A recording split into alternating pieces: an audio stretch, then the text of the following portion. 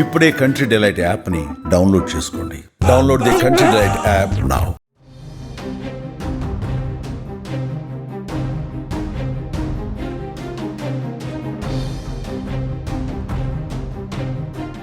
చైనాలో పర్యటిస్తున్న ప్రధాని నరేంద్ర మోదీ దాయాది పాక్ తో పాటు డ్రాగన్ కంట్రీకి కూడా షాక్ ఇచ్చారు.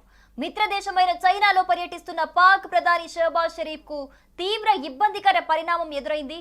ఓ కీలక సదస్సులో పాక్ ప్రధాని నిశ్చేష్టుడై నిలబడటం అంతర్జాతీయంగా చర్చనీయాంశమైంది. షాంఘై సహకార సంస్థ శిఖరాగ్ర సదస్సుకు పాకిస్తాన్ ప్రధానమంత్రి షహబాజ్ షరీఫ్ హాజరయ్యారు.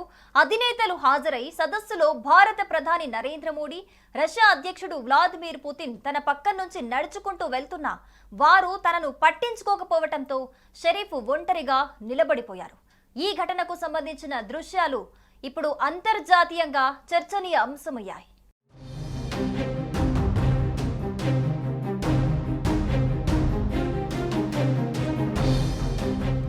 షాంఘై సహకార సంస్థ 25వ శిఖరాగ్ర సదస్సు చైనాలోని తియాన్జిన్ వేదికగా సోమవారం ప్రారంభమైంది. చైనా అధ్యక్షుడు షీ జిన్పింగ్ అధ్యక్షతన జరుగుతున్న ఈ సదస్సుకు భారత ప్రధాని నరేంద్ర మోదీ, రష్యా అధ్యక్షుడు వ్లాదిమిర్ పుతిన్ సహా వివిధ దేశాధినేతలు హాజరయ్యారు. ప్రధాని మోదీ, రష్యా అధ్యక్షుడు పుతిన్, జిన్పింగ్ షేక్ హ్యాండ్ ఇచ్చి హత్తుకుంటూ సరదాగా మాట్లాడుకుంటూ చిరునవ్వులు చిందిస్తున్న దృశ్యాలు అక్కడ అందరినీ ఆకర్షించాయి. ఆపరేషన్ సింధూర్ తర్వాత మొదటిసారిగా షాంఘై సదస్సులో భారత్ పాక్ ప్రధానులు ఎదురుపడిన దృశ్యాలు సోషల్ మీడియాలో వైరల్ గా మారాయి. అందులో ప్రధాని నరేంద్ర మోదీ, పుతిన్ కలిసి వెళ్తుండగా అక్కడ పాక్ ప్రధాని షహబాజ్ షరీఫ్ అక్కడే నిలబడినప్పటికీ మోదీ ఆయనను పట్టించుకోకుండా, పలకరించకుండా వెళ్లిపోయిన దృశ్యాలు కనిపిస్తున్నాయి.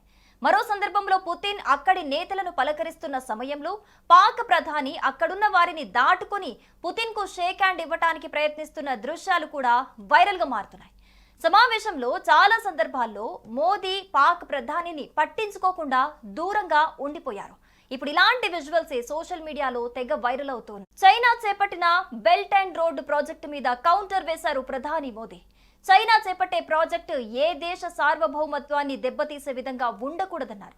దేశాల మధ్య నమ్మకాన్ని పెంచేదిలా ఉండాలన్నారు. దేశాల మధ్య వాణిజ్యం, పోర్టుల నుంచి దేశంలోని ఇతర రూట్లకు రవాణా సులభతరం చేసేందుకు చైనా బెల్ట్ అండ్ రోడ్ ప్రాజెక్టును చేపట్టింది. ఇది global infra project. Asia, Africa, Europe దేశాలను కలుపుతూ ఓ భారీ ప్రాజెక్టును చైనా చేపట్టింది. ఇందులో భారీ ఎత్తున కారిడార్లను నిర్మించాలని ప్లాన్ చేస్తుంది. అందులో భారత ఆక్రమిత కాశ్మీర్లో చైనా చేపట్టిన చైనా పాకిస్తాన్ ఎకనామిక్ కారిడార్ మీద భారత్ అభ్యంతరం చెబుతోంది. అది పాకిస్తాన్ ఆక్రమించిన భూభాగమని, దాన్ని పాకిస్తాన్ కి చెందిన భూమిగా అంగీకరించబోమని భారత్ ఇప్పటికే పలుమార్లు స్పష్టం చేసింది. వివాదాస్పద భూమిలో చైనా చేపట్టిన కారిడార్, అందుకు పాకిస్తాన్ మద్దతు తీసుకోవటం మీద మోదీ స్పందించారు. అది భారత భూభాగం కాబట్టి ఎలాంటి భూమిలో పాకిస్తాన్ మద్దతుతో కారిడార్ ఎలా చేపడతారని పరోక్షంగా నిలదీశారు మోదీ.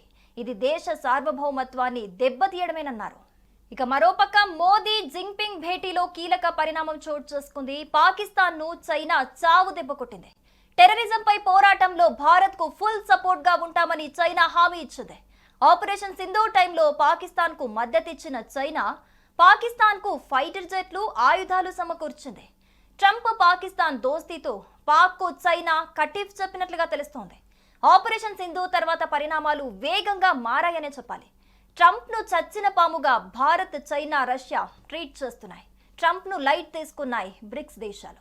సుమన్ టీవీలో మీ పర్సనల్ అండ్ బిజినెస్ ప్రమోషన్స్ కోసం కింది నెంబర్ కి కాంటాక్ట్ చేయండి. డ్రగ్స్, గంజాయి లాంటి చెడు వ్యసనాలకు దూరంగా ఉండండి. తాత్కాలిక ఆనందం కోసం జీవితాలని నాశనం చేసుకోవద్దు. డ్రగ్స్ విక్రయాలు, దందాలు నిర్వహిస్తే 1800599696 టోల్ ఫ్రీ నంబర్ కి కాల్ చేయండి. డ్రగ్స్, గంజాయిని నిర్మూలిద్దాం, భవిష్యత్తును కాపాడదాం.